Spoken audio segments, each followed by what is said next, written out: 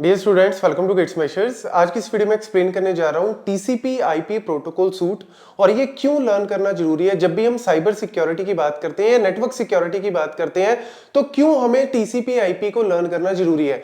Guys देखो, जब भी हम बात करते हैं साइबर सिक्योरिटी में या नेटवर्क सिक्योरिटी में, हम क्या कह रहे हैं कि मैं अगर मैसेज किसी को भेज रहा हूं या नॉर्मल यूजर अगर किसी को मैसेज भेज रहा है तो रास्ते में वो पैकेट जो है वो सेफ रहे।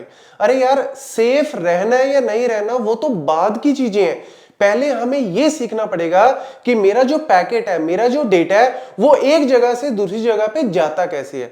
एक्स्ट्रा चीजें हैं ये तो कि सेफ्टी करो, एनक्रिप्शन करो, डिक्रिप्शन करो, कंप्रेशन करो, ये सारी चीजें बाद में आती हैं। पहले हमें यह लर्न करना पड़ेगा कि एक्चुअल में डेटा ट्रेवल होता कैसे है, ट्रांसफर होता कैसे है। इसको आप सिंपल से एग्जांपल से समझ सकते हो कि लेट्स से आपको एक जगह से दूसरी जगह जाना है कार पे। अब आप कह रहे हो कि यार मुझे सेफ जाना है, मतलब कार जो है वो मैं दूसरी जगह पे सेफ साइड में पहुंचूं, ऐसा ना हो रास्ते में कोई एक्सीडेंट वगैरह हो। तो यार ये चीजें तो हम बाद में ही सोचते हैं। पहले हमें क्या सीखना है, पहले हमें कार को प्रॉपर चलाना सीखना है। हमें पता होना चाहिए इस कार को स्टार्ट कैसे करते हैं, कैसे हमें गियर डालना है, कैसे हमें एसी को ऑन करना, मतलब जो फंक्शनैलिटीज है, ताकि मैं कंफर्टली दूसरी जगह पे पहुंच सकूं। और अब मैं चाहता क्या हूं कि सेफली पहुंच सकूं। तो वही चीज यहां है। पहले मुझे टीसीपी/आईपी क्या बताता है कि एक्चुअल में डेटा ट्रांसफर होता कैसे है। जब आप ये समझ जाओगे, इसके अंडरलाइन जो प्रोटोकॉल्स हैं, जो टेक्निक्स हैं, जब वो समझ जाओगे तो फिर आगे आप सेफ्टी जो है वो उन्हीं चीजों के ऊपर बेस्ड होती है। तो देखो यहां पे जो टीसीपी/आईपी का जो प्रोटोकॉल सूट है उसमें 4 लेयर्स होती हैं: application layer, transport layer, internet layer and link layer. जैसे ओएसआई जो प्रोटोकॉल था, ओएसआई जो प्रोटोकॉल सूट इससे पहले आया था, उसमें टोटल 7 लेयर्स थी। वो मैंने नेटवर्क्स में करवा भी रखा है, लेकिन यहां पे हम फोकस कर रहे हैं इसके ऊपर, क्योंकि वो जो 7 लेयरों में जो सारी कहानी थी ना, इन्होंने इंटीग्रेट करके उसको 4 लेयर्स में कन्वर्ट कर दिया। अब आप इसको ऐसे समझो, आपके मशीन में, मतलब ये आपकी मशीन है, आपका लैपटॉप है, आपका पीसी है, जो मर्जी आप मशीन ले लो, और इस मशीन से आपने क्या किया हुआ है, जैसे लेट्स से कि आपके घर पे वाईफाई लगा हुआ है, तो आपने क्या किया हुआ है, वाईफाई से कनेक्ट किया हुआ है अपने लैपटॉप को। तो यहां पे क्या हो गया कि आपका जो लैपटॉप है, ऐसे मान के चलो कि आपके लैपटॉप में ये चारों लेयर चल रही है। मतलब ये जो एप्लीकेशन लेयर है, ट्रांसपोर्ट लेयर है, इंटरनेट लेयर है और लिंक लेयर है, ये चारों लेयर्स आपके लैपटॉप में, आपके डिवाइस में चल रही हैं। ऑपरेटिंग सिस्टम इसको मैनेज करता है, आपको मैनेज करने की जरूरत नहीं है। तो आपके सिस्टम में ये चारों लेयर्स चल रही हैं। अब आपने किया क्या, वाईफाई से आपने कनेक्ट किया, और वाईफाई से जैसे ही आपने कनेक्ट किया, आपको पता है आपने या तो एयरटेल का यूज किया होगा या जियो का यूज किया होगा या जिस भी कंपनी का यूज किया है। अब आपको पता है कि आपका जो वाईफाई है वो किससे कनेक्टेड होता है, आईएसपी से, इंटरनेट सर्विस प्रोवाइडर। वही एयरटेल, जियो, जो भी आपने जिस भी कंपनी का वाईफाई लगवा रखा है, तो वो किससे कनेक्टेड होता है, आईएसपी से। तो आपने जो है वो जैसे ही अपने लैपटॉप को कनेक्ट किया वाईफाई से, आपने क्या करते हैं, जब आप वाईफाई में यूजर नेम पासवर्ड आप एंटर करते हो तो वहां पे क्या होता है, एकदम से कॉन्फ़िगर होता है और फिर आपको एक आईपी एड्रेस मिल जाता है। तो यहां पे क्या है, आपके आईएसपी ने इसके थ्रू आपको एक आईपी एड्रेस असाइन करता है। तो जो आईपी एड्रेस है वो कहां पे डील होता है, इंटरनेट लेयर पे। तो इंटरनेट लेयर पे कौन सा एड्रेस डील होता है, आईपी एड्रेस। तो वो IPv4 भी हो सकता है, IPv6 भी हो सकता है। ये चीजें आप लेटर ऑन एक एक करके समझ जाओगे। अभी फिलहाल समझो कि आईपी जो हमारा एड्रेस है, आईपी एड्रेस, वो कौन सी लेयर डील करती है, इंटरनेट लेयर। अब आपकी जो मशीन है, उस मशीन का अपना एक क्या है, फिजिकल एड्रेस है, जिसको हम बोलते हैं मैक एड्रेस।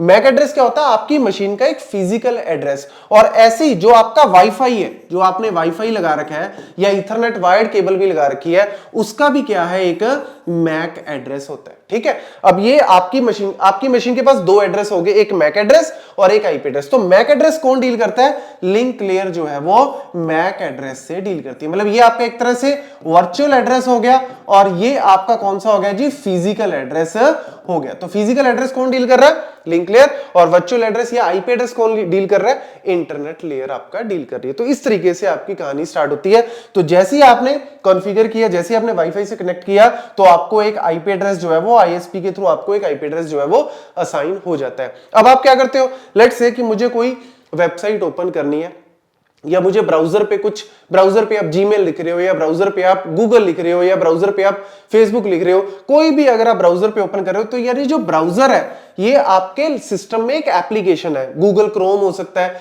या मोजिला हो सकता है, फायरफॉक्स, कोई भी, तो वो क्या है, एक एप्लीकेशन है। और वो एप्लीकेशन पे जब आप कोई भी गूगल या फिर फेसबुक जो भी आप ओपन करते हो वो किसके थ्रू ओपन होता है, HTTP के थ्रू या फिर HTTPS के थ्रू। आजकल S यूज होता है क्योंकि सिक्योर्ड लेयर हम यूज करते हैं। तो वो जो HTTP या HTTPS, फिर उसके बाद क्या होता है, इस तरीके से ://google.com ऐसे ही होता है ना।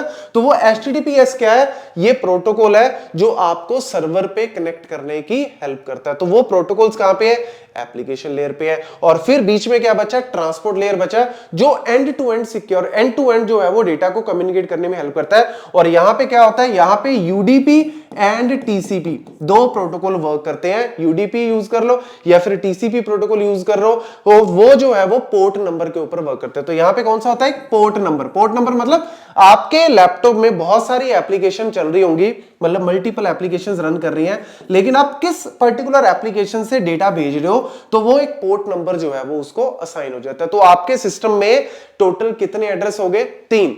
एक पोर्ट नंबर हो गया, एक IP एड्रेस हो गया और एक मैक एड्रेस हो गया। अब आपने जैसे ही ओपन किया, लेट्स से ब्राउजर पे आपने लिखा https google.com, तो ये क्या कर रहा है, आपको गूगल से कनेक्ट कर रहा है। अब गूगल कहां है भैया, इस ISP से, उधर तो सारा www मतलब पूरा वर्ल्ड वाइड वेब है। तो आपकी जो रिक्वेस्ट है इस तरीके से मूव होगी। तो कैसे मूव होगी, सबसे पहले आपने क्या किया, यहाँ पे https google.com, तो यहाँ पे एप्लीकेशन लेयर सबसे पहले हेल्प करेगी। तो एप्लीकेशन लेयर जो है वो एक तरह से यूजर से इंटरेक्ट करवा रही है।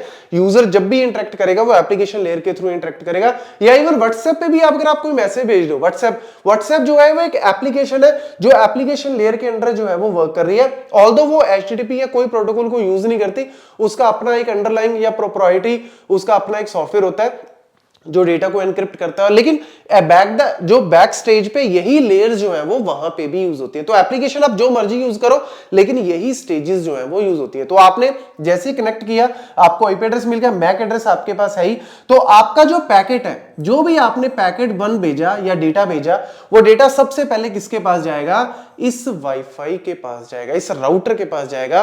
और उस राउटर पे कैसे जाएगा, मैक एड्रेस के थ्रू, क्योंकि आपके पास अपना मैक एड्रेस है और इस मशीन का मैक एड्रेस है।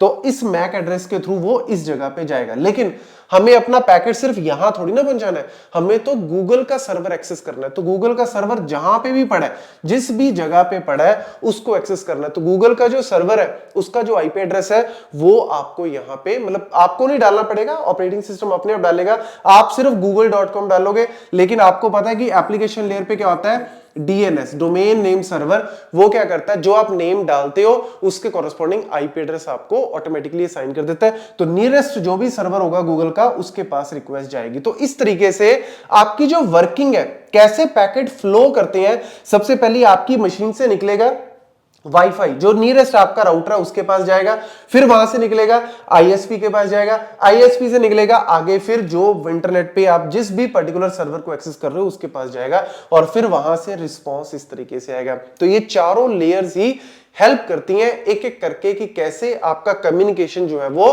प्रॉपरली हो सके। अब इसके अंदर एनक्रिप्शन डिक्रिप्शन भी हो रहा है, इसके अंदर आपका एंड टू एंड के लिए हम पोर्ट नंबर अपना भी लिख रहे हैं, जहां पे वो रिक्वेस्ट जाएगी उसका पोर्ट नंबर भी लिख रहे हैं। IP एड्रेस हम लोग अपना IP एड्रेस लिख रहे हैं, और IP एड्रेस किसका लिख रहे हैं, जिस मशीन पे हमें रिक्वेस्ट भेजनी है उसका IP एड्रेस। मैक एड्रेस हम अपना भेज रहे हैं, लेकिन मैक एड्रेस हम इस मशीन का नहीं भेज रहे, हम सिर्फ मैक एड्रेस इसका भेजते हैं, क्योंकि मैक एड्रेस का रिस्पॉन्सिबिलिटी होती है जो भी आपका नियरेस्ट नोड है उसके पास डेटा पहुंचाने की। So this is how your communication actually flows using these 4 layers. सो इनको लर्न करना बहुत जरूरी है। इसके अंदर जो प्रोटोकॉल्स है, जैसे इसके अंदर HTTP, HTTPS, FTP, DNS, इनको एक एक करके लर्न करना जरूरी है। ट्रांसपोर्ट के अंदर UDP, TCP, एक एक करके डिटेल में लर्न करना जरूरी है। यहां पे तो मैं सिर्फ इसकी फंक्शनैलिटीज बता रहा हूं ऊपर से। और क्यों बता रहा हूं, क्योंकि साइबर सिक्योरिटी, एथिकल हैकिंग या फिर नेटवर्क सिक्योरिटी को अगर अच्छे से समझना है, पहले आपको एक एक करके फ्लो समझना पड़ेगा कि किस तरीके से कौन सी लेयर वर्क करती है, क्या क्या उनकी रिस्पॉन्सिबिलिटीज है। तो एक एक करके हम इनको फर्दर डिटेल में देखेंगे। अभी सिर्फ ये आपको एक ओवरफ्लो पता लग गया, ओवरव्यू पता लग गया कि किस तरीके से डेटा जो है वो मूव करता है। Thank you.